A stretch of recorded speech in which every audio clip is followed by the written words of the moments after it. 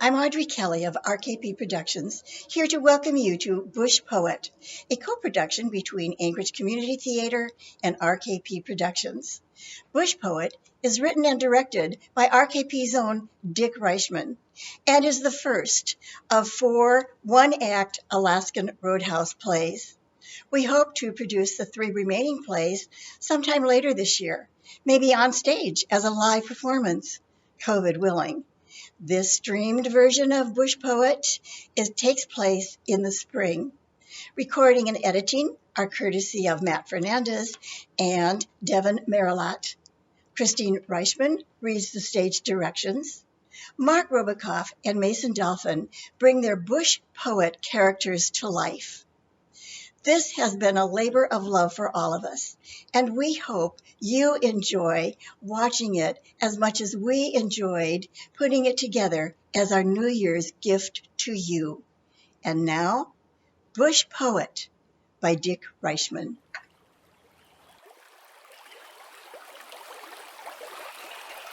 We hear water rushing over rocks in a stream. Lights up on a riverbank with a rock fireplace. It is surrounded by other rocks, large and small. Leaning up against one is a fishing pole. On top of another are 2 freshly caught fish. We hear the voice of an offstage man calling loudly to someone in the distance. Hey, Alan, I'm going down to the river to build a fire and cook up them dollies. Grab another 6-pack and bring it with you when you come. And make it snappy. Enter a fully bearded man, an unkempt inhabitant of the wilderness. He wears stained overalls and cap and carries a folding chair under one arm and a box of meal-making supplies under the other. He puts the box down, opens the chair, and works it into the rocky soil. He sits, finds it imperfect, gets up and resituates it slightly, works it in again, sits, and this time he likes it. Gets up, takes a red bandana from his pocket and dusts the chair with it in a gesture of approval. Then he calls off in the direction from which he came. Hey, Alan, it's springtime. Time to get your fanny out of the house and make it snappy. He moves around picking up sticks for kindling, then stops, looks inward, and quietly mouths a poem he is composing in his head. Spring, and the snow melts and dances in the river, in the stream. Spring, and the snow melts and dances in the streams, and the fish are running, and the fish are aplenty, or so it seems. He laughs, then carries the sticks back to the fireplace. Hey, Helen, you better get out of the house. You ain't gonna get no supper. It's springtime and I ain't eating with you in the house no more. I got cabin fever from being cooped up with you all winter long. You better get your fanny out of the house or you go hungry. The choice is up to you. He suddenly hears an unexpected noise, freezes and listens, looking off in the opposite direction from the house. Hey, who is that? Who's there? I know you're there. I can hear you. So speak up. Who is that? Hey, you little boy running away. I got a rifle aimed right at your back. You better stop or I'll shoot. That's better. Now get your fanny over here to me where I can see you and make it snappy. Peering at him through the trees. What are you doing? Carrying a fishing pole? There ain't no fishing allowed around here. This is my property. I do all the fishing around here. Who told you could go fishing anyway? Off stage. My father said it would be okay. Oh, your father? And who the hell is your father anyway? The High and Holy Commissioner for the Department of Fish and Game for the state of Alaska? Don't give me none of that. My father said it was okay business. Now get over here to where I can see you and make it snappy. Enter a boy of 10 to 12 wearing boots. He carries a fishing pole in one hand and a book in the other. As soon as he appears, the man grabs him by the neck. Let go! Let go! Not until you learn, and you learn good. I live on subsistence, boy. You take fish out of this river, you're starving me to death. I promise I won't go fishing here. Let go. The fish might belong to the high and holy federal government, but the land you walk on to fish them out belongs to me, and I don't allow no trespassing. I own a mile of this river, up a half mile up that way, and another half mile down that way. Please let go of my neck. It hurts. Well, how do I know you won't just run away as soon as I do? I promise. Okay. Thanks, mister. I promise I won't go fishing anywhere around here. Who are you? I'm Eric. Where the hell did you come from? I'm living at the lodge this summer. My parents work there. The lodge. That's right. That lodge up the hill? That's right. Damn. That's the one thing I hate about spring is seeing that lodge open back up. It doesn't really open until next week, but they got a staff there getting ready for the season. And all them tourists are gonna come wandering down to trample my property and steal my fish. I hate people. I want to be left alone. Can I go now? No. I ain't done talking to you yet. I told you I wouldn't go fishing here anymore. What more is there to talk about? Well, how am I supposed to believe you? How do I know you just won't walk 300 yards upstream and go fishing there, huh?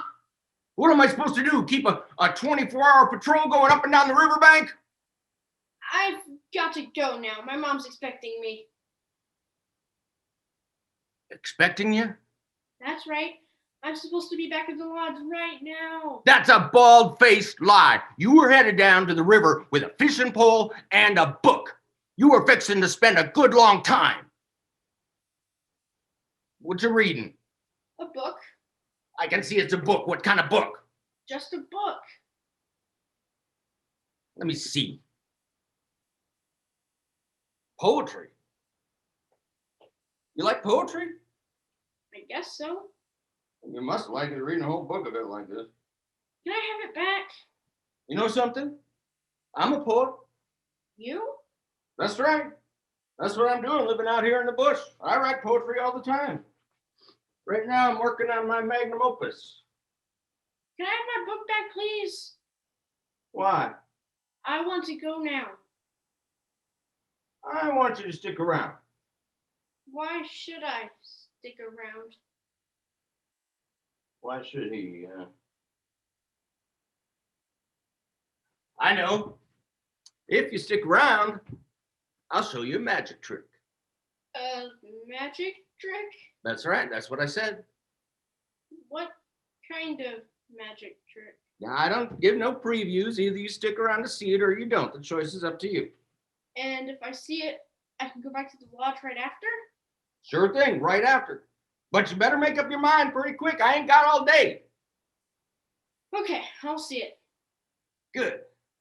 Now, I can make a big, white-tailed American bald eagle land anytime and anywhere I want.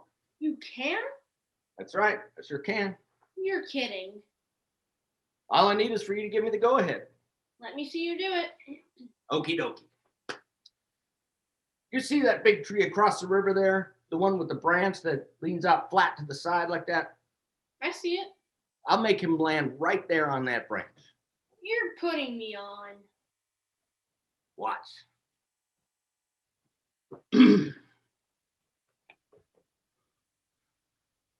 Abracadabra.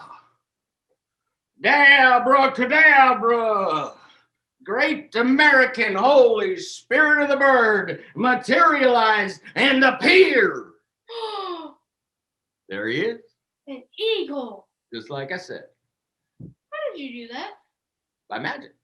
Come on. How did you really do it? I told you, by magic. I don't believe in magic.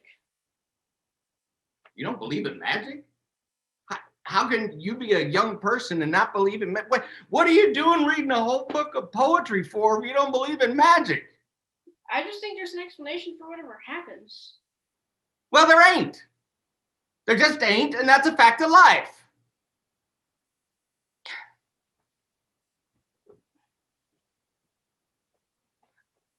Look at this leaf. Look at the veins in it. The big ones and the smaller ones branching off. and the tiny ones branching off, and so on and so on. But it's beautiful, isn't it? Yeah. That's right. Say it. It's beautiful. It's beautiful. Yes. And it's just a leaf. The world is covered in leaves. They spend 8 months of the year hidden under the snow. There's just no explanation for so much beauty just laying around everywhere. Magic exists. But how did you get that eagle to come? Well, I focus my thoughts. That's what magic is. You think a thing and it happens because you thought it. That's how God created the world. So you just thought about having an eagle land in that tree and it happened? Exactly. But of course, you don't just think about it in a regular way. You have to be a magician about it. You have to focus your thoughts so they run clear and sharp like a laser beam. Do it again. He's gone now. Make him come back, or make him perch somewhere else this time. No need. You know what I can do. I don't need to prove myself to you. It's just hard to believe.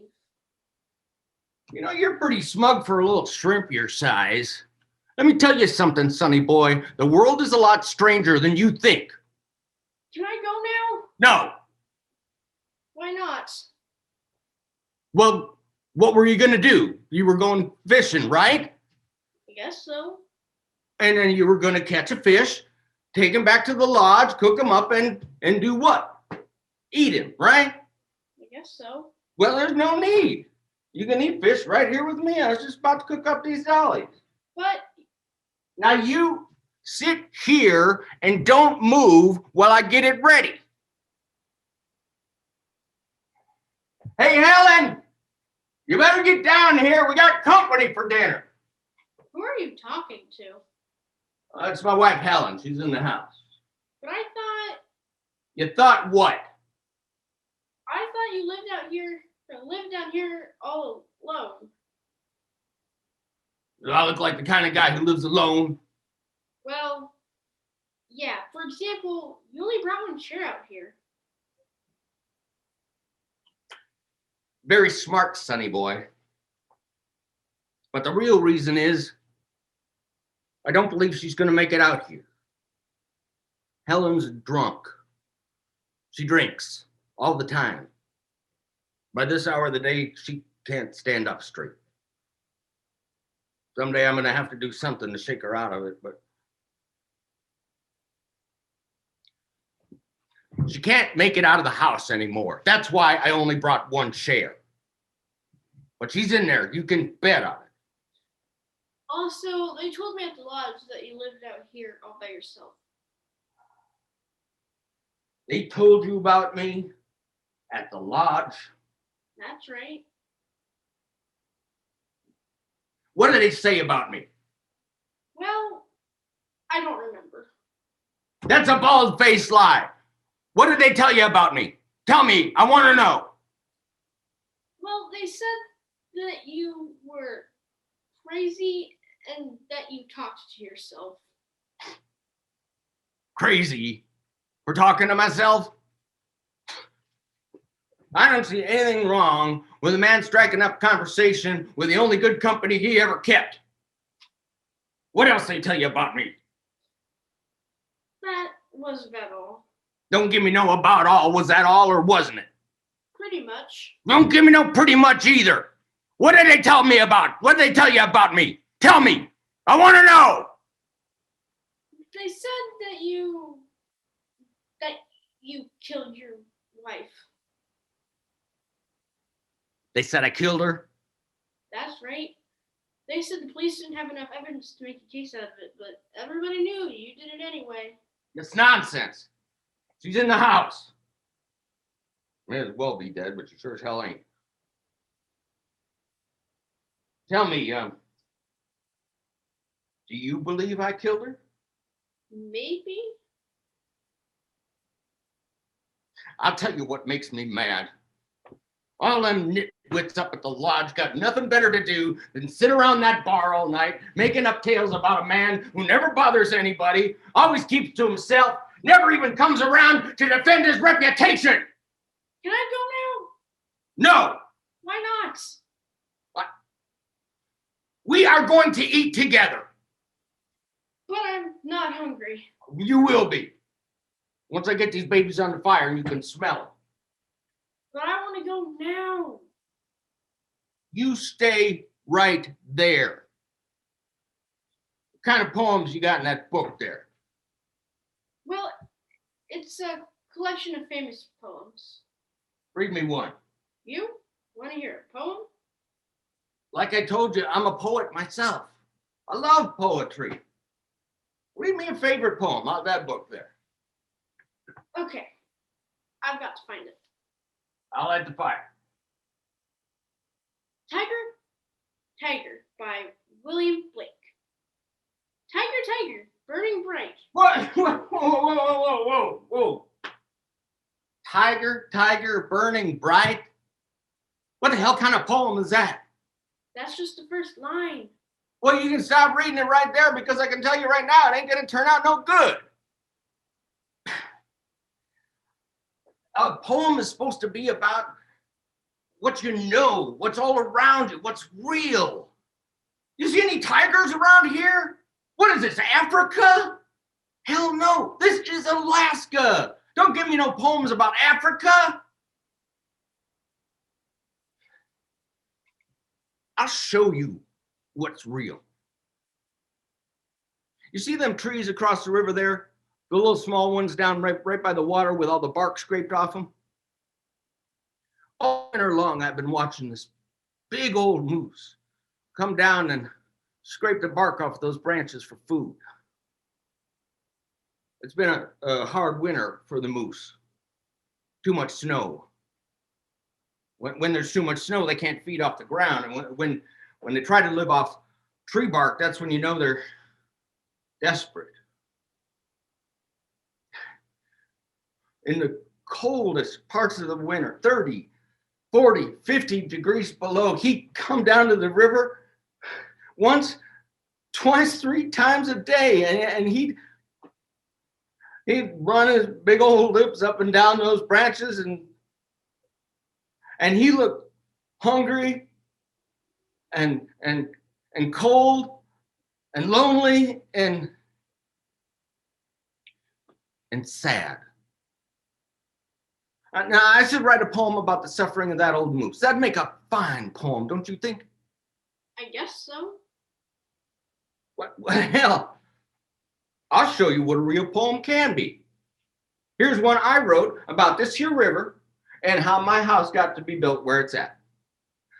Now you sit here, look at the river, set your mind on it, and listen.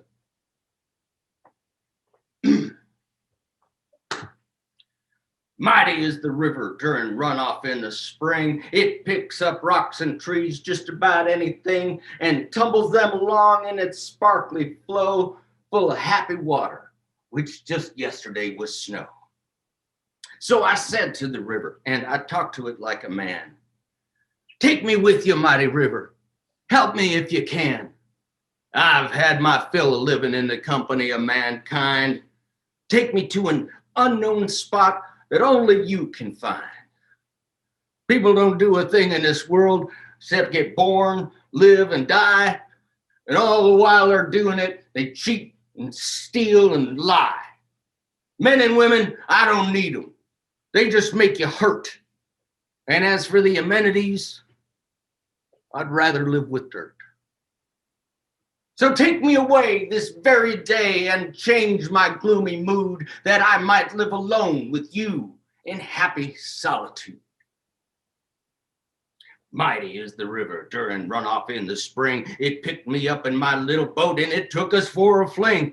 No sooner had I floated her down about a quarter mile than she started to boil and crash around rapid style. I tried to paddle to the shore, but the flow was now too fast. I could control my boat no more. Holy moly, here comes a rock. It was coming so fast, I just sat there in shock. Now to this world I must say my goodbye, for this surely must be my time to die. Then came a bang.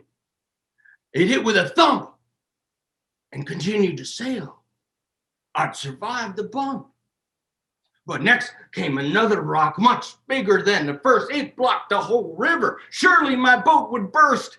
I said my prayers and closed my eyes. But somehow that old boat slipped by. And that's how it went the whole day long. For 20 miles, it was rapids all along. Then when the sun was getting low in the sky and I'd had my fill of preparing to die, the river spread out and the currents calmed down. And I knew that my special place had been found. After my adventure in the rapids that day, the world of men seemed far, far away. I looked around, and what did I see? But a bird and a squirrel in every tree. These animals, they trusted me. I was the very first man they ever did see. I lay me down to sleep on the shore, and the river sang me a song. Stay with me forevermore as I go bubbling along. Stay with me till you're old and gray, and never go away. Mighty is the river during runoff in the spring. I did as she commanded me on that night that she did sing. I built my house upon the spot where I first slept that night. And since, I've lived a happy life of undisturbed delight. Wow, that was terrific. Did you really write that yourself? Sure did. That was great. You must have had it published someplace. I ain't never been published. The only place you can get that poem is from my very own lips. Wow, I'm pretty lucky. You like my poetry? You must be a great poet. You'll be famous one day. Yeah, that's right, boy. A great poet as yet undiscovered. It'll all be published after I'm dead. You can be sure of that. Hell, I got boxes and boxes of poems, and every one of them's just as good as that one. I thought you lived on subsistence. How can you afford to buy beer? Subsistence? Me? Hell no. I'm a prospector, a gold prospector. I make tons of money every summer when I go up to my diggings. I got plenty of cash.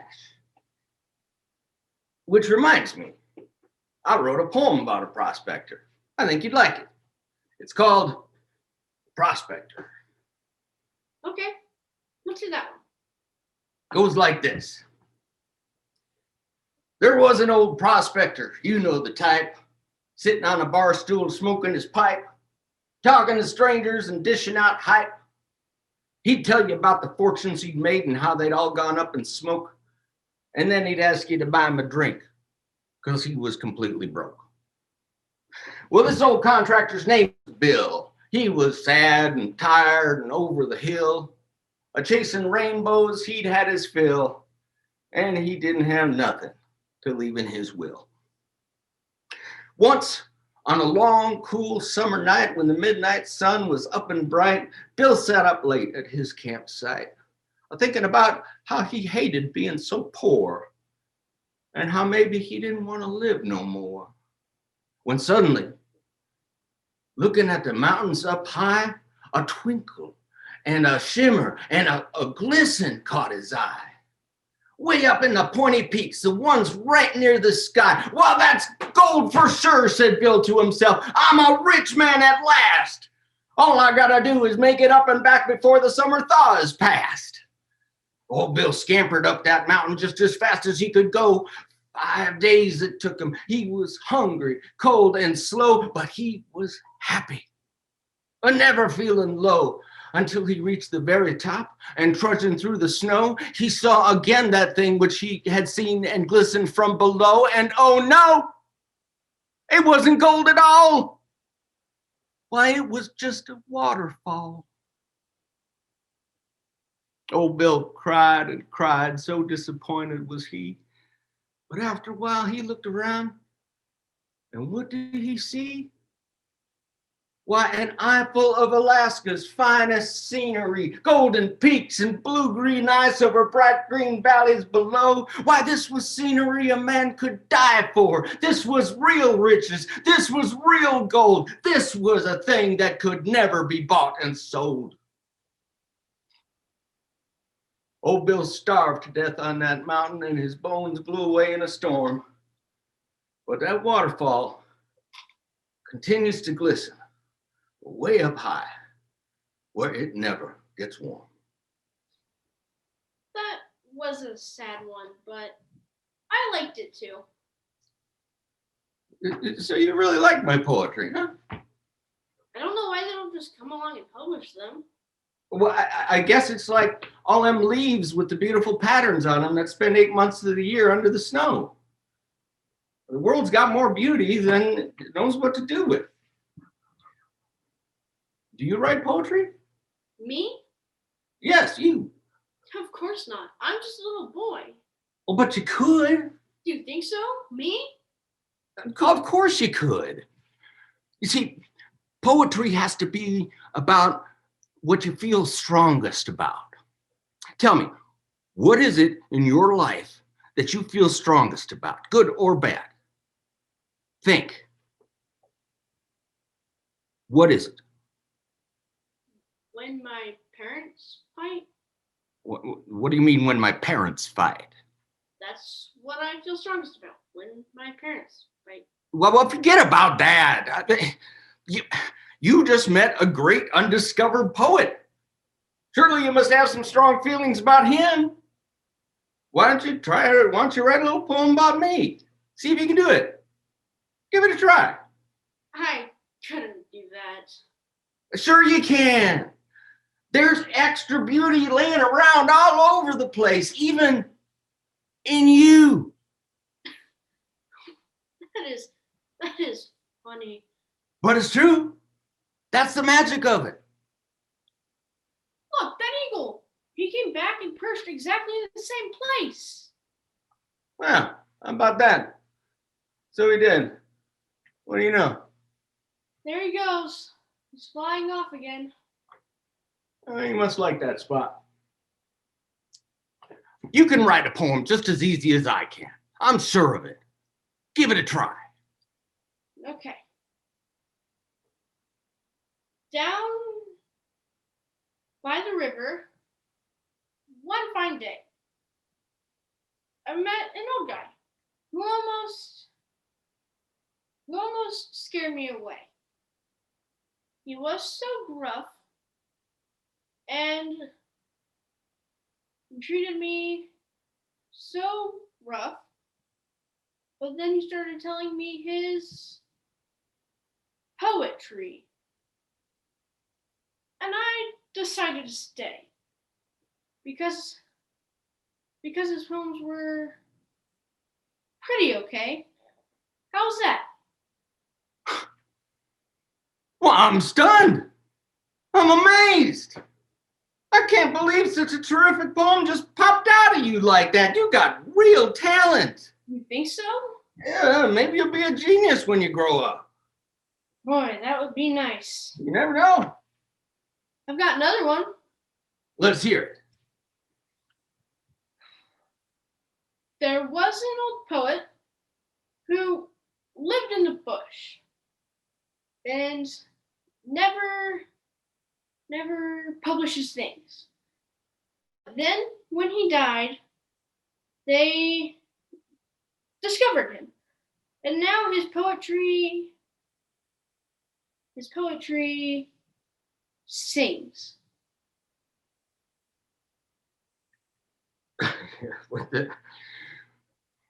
That's beautiful. Well, it brings a tear to my eye for sure, no doubt about it.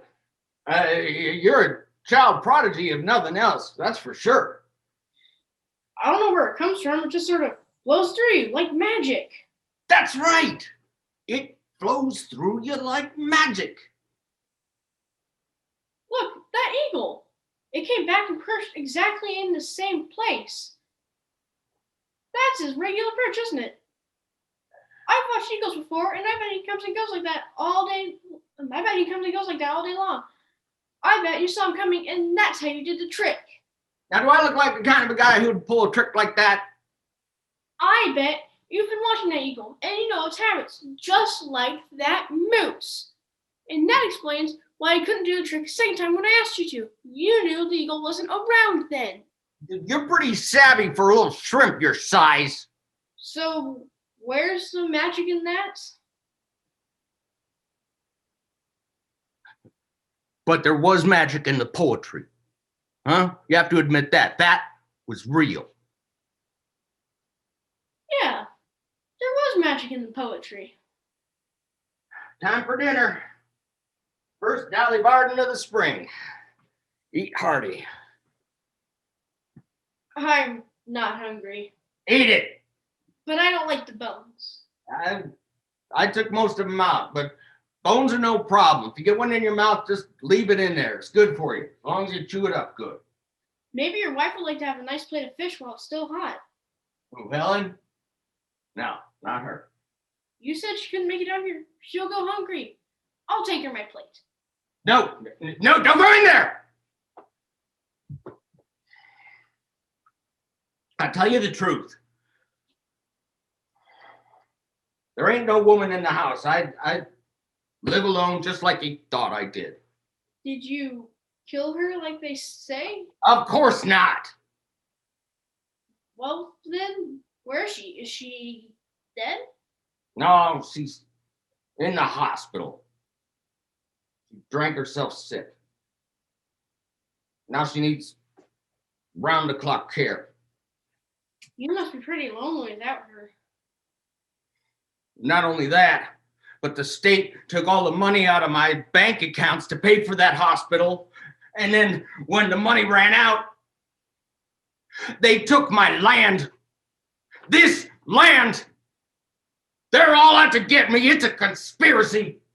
You mean you don't own this land? Now the bastards took it, but they won't have it for long. I'm going to sue them. They don't have a leg to stand on, and they know it. I've been studying the law on this, and I got them all on the run. This ain't no little tiny court case, sonny boy. Believe you me, I've got the President of the United States and the Prime Minister of Canada involved in this. After all, they sent a trooper over the border to serve me with a summons, and that ain't legal. Not to mention the two senators from Alaska and the congressman and the governor, along with the attorney general and the state troopers. They're all in it together, and they're in it up to their eyeballs. When I give the go-ahead, it's all going to blow up in their face. You're going to see it in the headlines. Governments will topple when I take my revenge. I think I'd better go now. Why? This is really the time my parents want me back at the lodge. Well, how about one more poem? Surely you got time to hear one more? No, I've got to go. You come back tomorrow? Here? I don't know. You can go fishing on my property anytime you want to, no problem. I thought you said you'd go hungry. Me? Go hungry? Hell no. There's enough fish in this river to feed an army 7 days a week. Help yourself. But when you come fishing on my property, you come right here and do it with me on this spot. Actually, since you don't own this land anymore, I could probably fish wherever I'd like, and you wouldn't have any say about it.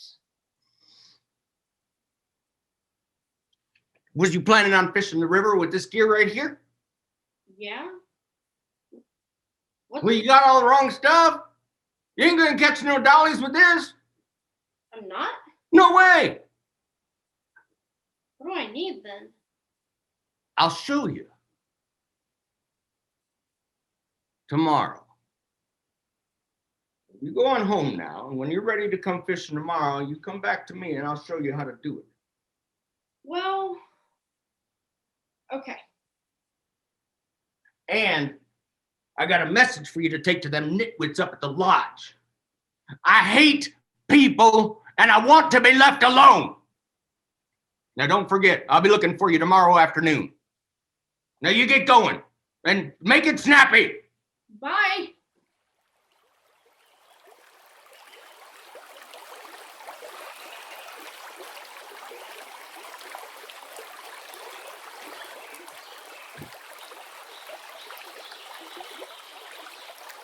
Hey, Ellen, you better get down here. Dinner company's already gone and the food's getting mighty cold.